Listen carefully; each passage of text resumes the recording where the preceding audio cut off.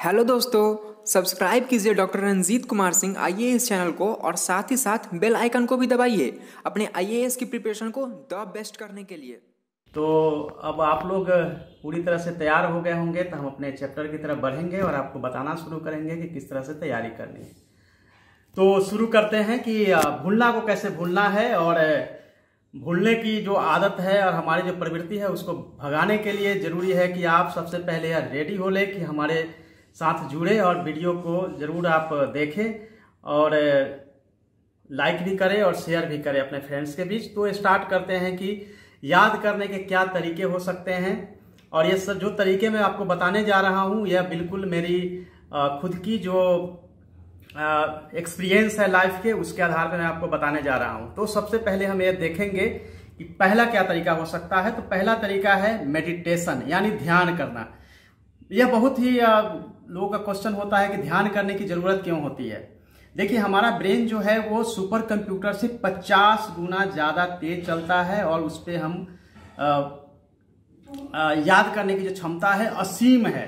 आपने देखा होगा आइंस्टाइन ने अपने ब्रेन का केवल 17% उन्होंने यूज किया था और सापेक्षता का सिद्धांत दिया था। एक आईएएस बनने के लिए अपने ब्रेन का और केवल 3% अगर आप यूज करते हैं तो आप आईएएस ऑफिसर बन जाते हैं। कोई भी इंसान कोई भी कॉम्पिटिटिव एग्जाम को अगर क्रैक करना चाहता है तो उसको केवल और केवल अपने माइंड का 2% यूज करना है। तो पहला जो मेरा फॉर्मूला है वह है मेडिटेशन, यानी ध्यान करना। आपको मैं सबसे पहले बताऊं कि आप अगर ध्यान करते हैं, मेडिटेशन करते हैं तो उसका फायदा क्या होता है। आपका स्ट्रेस लेवल जो है दूर हो जाता है और आप में अच्छे विचार आना शुरू होता है। और ध्यान के लिए जरूरी होता है कि मॉर्निंग के समय में आपको वेकअप यानी कि जगना पड़ेगा। मॉर्निंग समय में आप उठेंगे तो आपको जो है ध्यान करने का बिल्कुल प्रॉपर टाइम होता है। आप कम से कम 30 मिनट्स का ध्यान करें। जो भी आप मेडिटेशन के लिए अपना सकते हैं, कोई भी मेथड अपनाएंगे, इसके लिए भी अलग से हम आपको वीडियो जारी करेंगे कि किस तरह से स्टूडेंट को मेडिटेशन करना चाहिए। तो मेडिटेशन को अगर आप स्टार्ट करते हैं तो आपके ब्रेन जो है वो उसमें से गंदी चीजें जो है वो निकलनी शुरू हो जाती है। जैसे यदि हम यूट्यूब पे कुछ भी देखते हैं, अगर अच्छी चीजें देखते हैं तो नेक्स्ट टाइम जब भी सर्च करते हैं अच्छी चीजें अपने आप जो है परोसना शुरू कर देता है यूट्यूब। अगर गंदी चीजें देखते हैं तो गंदी चीजें अपने आप ही वो परोसना शुरू कर देता है। उसी तरह से ब्रेन है, ब्रेन को जिस तरह से जो चीजें आप ब्रेन में डालेंगे उसी तरीके से ब्रेन जो है कचरा से भरना शुरू होगा। अगर अच्छी चीजें ध्यान लगा के करेंगे तो अपने आप जो है वो कचरा धीरे धीरे दूर होता जाएगा और वह ध्यान जो है आपके फोकस को बढ़ाएगा। आपको यह पता ही होगा कि जैसे विवेकानंद के बारे में आप जानते हैं कि 1 घंटा में वो कम से कम 700 से 800 पेज को किताबों को पढ़ जाते थे और वो एकदम उनको याद हो जाता था। कालिदास के बारे में सुना होगा, केवल उनको पन्ना पलटने से सभी चीजें याद हो जाती थी। यह पूरा फोकस होता था। विवेकानंद कहते भी थे कि एक बार में एक ही काम को करो और बाकी चीजों को भूल जाओ। लेकिन हम पढ़ाई करते समय क्या यह मेथड अपनाते हैं? शांतचित्त जगह होना चाहिए, टीवी नहीं चलना चाहिए, कहीं कोलाहल नहीं होनी चाहिए। इसके लिए बहुत जरूरी होता है कि अर्ली मॉर्निंग का टाइम आप पढ़ाई करिए। 30 मिनट्स ध्यान करेंगे, आपका ब्रेन जो है वो सही चीजों की ओर जाना शुरू होगा। अब हम बात करते हैं, जैसे मान लेते हैं कि आपके मोबाइल में लगभग 3000 आपके कॉन्टैक्ट्स होंगे। किसी के मोबाइल में हो सकता है 100 नंबर्स कॉन्टैक्ट में है, लेकिन आपको कहें कि अगर आपको 5 ऐसे मोबाइल नंबर याद है तो आपको याद नहीं होगा, क्योंकि हमने अपनी पूरी निर्भरता जो है टेक्नोलॉजी पे और नेट पे, इन सब चीजों पे हमने निर्भर हो गए हैं। कोई भी चीज को अगर रखना हो हम हमेशा मोबाइल में, कंप्यूटर में सेव कर देते हैं। अपने दिमाग में रखने की कोशिश ही नहीं करते हैं। हर चीज को हम लोग जो है उसी में रखते हैं। अपनी जो निर्भरता, पहले जो हम लोग हमेशा दिमाग में चीजों को रखते थे वो हमने रखना बंद कर दिया है। तो यह जरूरी है फ्रेंड्स कि आप ध्यान करें, मेडिटेशन करें। तो हम दूसरी तरफ चलते हैं। बचपन में आपने सुना होगा कि हमेशा हमारे जो फादर थे वो हमेशा कहते थे कि भाई आप बोल के पढ़ाई करो, जिसको कहते हैं मेढकी पद्धति। जिस तरह से मेढक टरटराता है उसी तरीके से आप जितना जोर से बोल के पढ़ते हैं, और ये आदतें बचपन में लगती है, बोल के पढ़ने से आपको याद ऑटोमेटिक होता चला जाता है।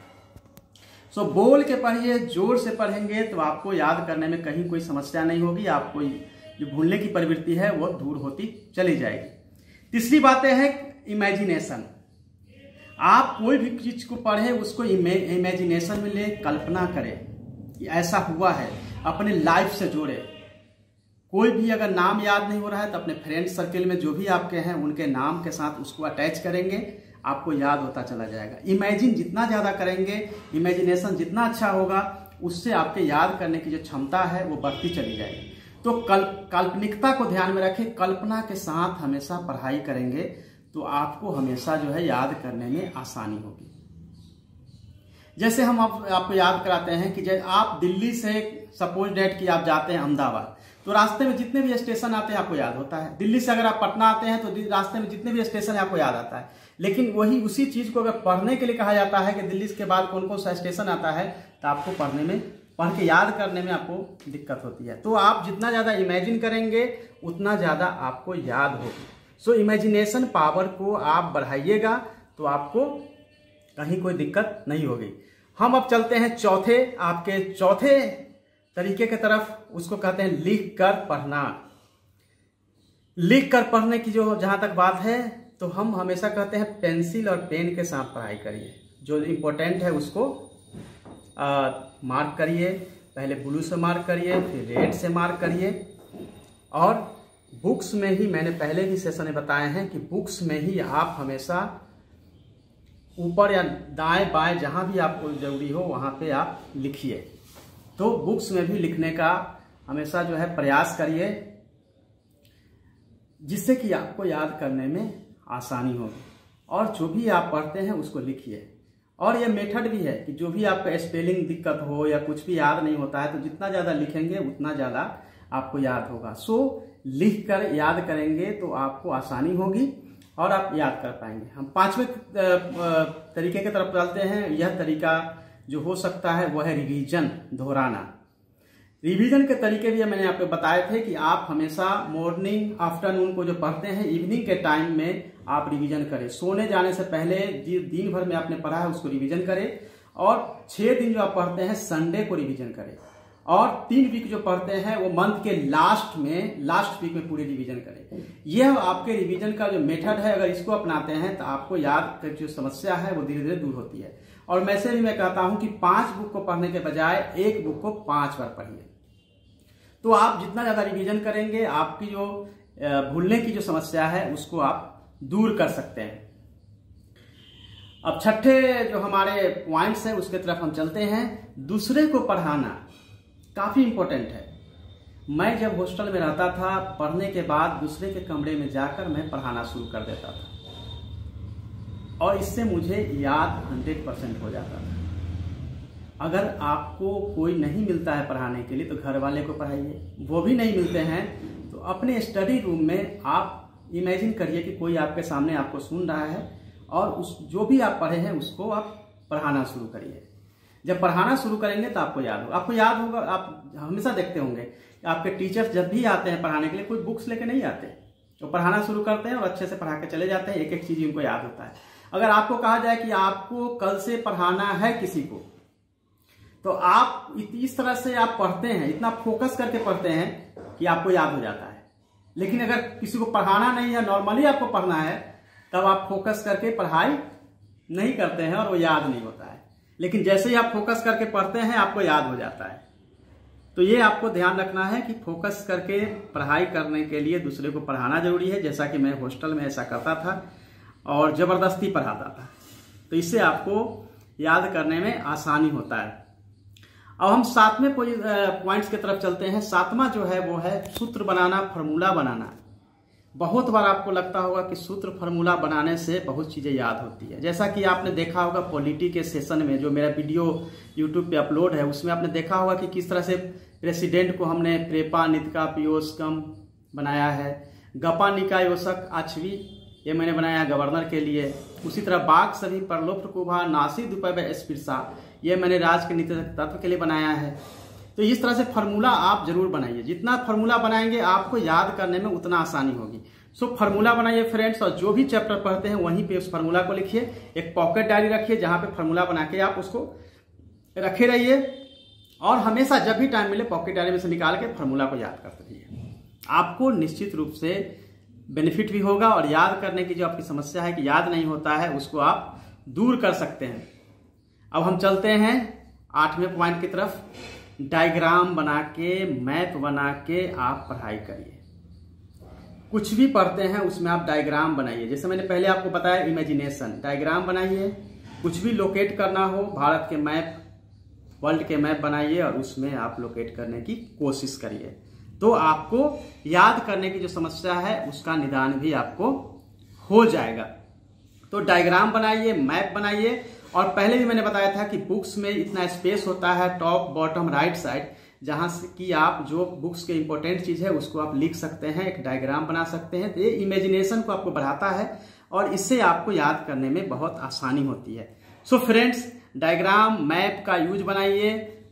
चित्र वगैरह ही बना सकते हैं, पिक्चर बना के भी चीजों को समझेंगे तो आपको बहुत आसानी होगा। जैसा कि इन्वायरमेंट इकोलॉजी में मैंने अभी वीडियो अपलोड किया है जिसमें कि मैंने बताया था किस तरह से चित्र बना के भी अपने यादाश्त को बढ़ा सकते हैं और कहीं भी कोई समस्या नहीं होगी। एंड अब मैं बताने जा रहा हूँ टोटल 9th जो हमारे पॉइंट्स है उस पर हम चर्चा करेंगे। बहुत इंपॉर्टेंट है, इसको अपनाएंगे तो बाकी किसी को अपनाने की जरूरत ही नहीं है। दीवालों को, बाथरूम को, स्टडी रूम को आप यूज करिए। कैसे? आपको जो याद नहीं होता है उसको लिखिए और चिपका दीजिए दीवार पे। आपको देखते देखते तीसरे दिन आपको ऑटोमेटिक याद हो जाए। फार्मूला हो, बड़ा से बड़ा कोई चैप्टर की चीजें याद नहीं हो रही है, और बाथरूम में भी चिपकाइए, क्योंकि बाथरूम में भी आप ज्यादा समय गुजारते हैं तो बाथरूम में भी कहते हैं कि चिंतन कक्ष होता है, तो वहां भी आपको याद होगा। मैं ऐसा करता था, बाथरूम से लेके जितनी भी दीवारें थी मैं सब जगह चिपका दिया करता था, हॉस्टल में भी, जहां भी हो। वैसे मुझे उस समय लोग पागल कहते थे कि ये क्या कर रहा है, लेकिन इसका फायदा जो है बाद में लोगों को समझ में आया कि ये फायदा बहुत होता है। इसको अपनाएंगे आप, अपने जो आपका बेडरूम है, बेडरूम के बगल वाले दीवार पे चिपकाएंगे तो भी आपको याद होता जाएगा। बहुत बार समस्या होती है कि लोगों को ऐसा लगता है कि इस तरह से करने से, दीवार पे चिपकाने से घर वाले बोलते रहते हैं कि अरे क्यों चिपका रहा है, क्यों गंदा कर रहा है, या आप हॉस्टल में रहते हैं तो बोलते हैं। लेकिन देखिए, एक बार आप सक्सेस हो जाएंगे इन तरीकों को अपना के तो फिर पेंट होके नया बन जाएगा, घर भी घर नया हो जाएगा और पेंटिंग करके भी नया हो जाएगा। इसलिए मैक्सिमम जगह जहां भी संभव हो वहां आप इसको चिपकाइए और उसको लगाइए ताकि आपको याद हो जाए। अब चलते हैं लास्ट, रिट्राइवल मेथड कहते हैं, रिकॉलिंग। देखिए, आप कुछ भी पढ़ते हैं उसको फिर से रिकॉल करिए, रिवर्स रिकॉल करिए कि क्या क्या आपने पढ़ा था। और रिट्राइवल मेथड में आपको ध्यान रखना है कि आप क्विजी बनिए। आप हमेशा क्यूज बनाइए, क्वेश्चन कीजिए और उससे जो है आप याद करने की कोशिश करिए ताकि आपको कहीं समस्या नहीं आए। और जैसे कुछ भी आप एक पेज को पढ़ते हैं तो उसमें से ही क्वेश्चन निकालिए कि उसमें से क्या होना चाहिए, क्या आंसर होना चाहिए।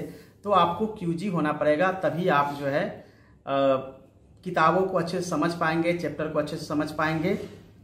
तो इसलिए इस प्रकार से आपको ये 10 मैंने पॉइंट बताए हैं, ये 10 आदत को अपनाइएगा तो आप जरूर सफल होइएगा। दूसरी बात मैं आपको बताना चाहता हूं कि कोई भी आदत को लाने के लिए 21 दिन तक कंटिन्यू उसका अभ्यास करना पड़ता है, और अगर नेचर में लाना है तो 63 दिन तक उसको अपनाने से आपके नेचर में आ जाता है। तो फ्रेंड्स, आप इन तरीकों को अपनाइए और आपको भूलने की जो आदत है उसको आप भूल जाएंगे। और जो मेथड मैंने बताए हैं, अगले 3 दिन में आपको पढ़ाई नहीं करनी है, मेरे वीडियो को बार बार देखना है ताकि ये 10 के 10 जो मेथड हमने बताए हैं पहले तो आपके दिमाग में आ जाए कि करना क्या है। चौथे दिन से जब आप पढ़ना शुरू करेंगे और 10 तरीके को अपनाएंगे, 1 साल के अंदर कोई भी एग्जाम को आप क्रैक कर पाएंगे। एग्जामिनेशन हॉल में जो समस्या होती है कि 4 ऑप्शन दिए हैं, 2 पता है, 2 का पता नहीं है, 1 पता है, कन्फ्यूजन बहुत होता है। कन्फ्यूजन इसलिए होता है कि पढ़ाई खूब किए हैं लेकिन आपका क्लियर नहीं है, याद नहीं है। तो याद को दुरुस्त करने के लिए और भूलने की समस्या को भूलने के लिए आपको यह 10 तरीके अपनाने होंगे ताकि आप जीवन के कोई भी एग्जाम को क्रैक कर सके।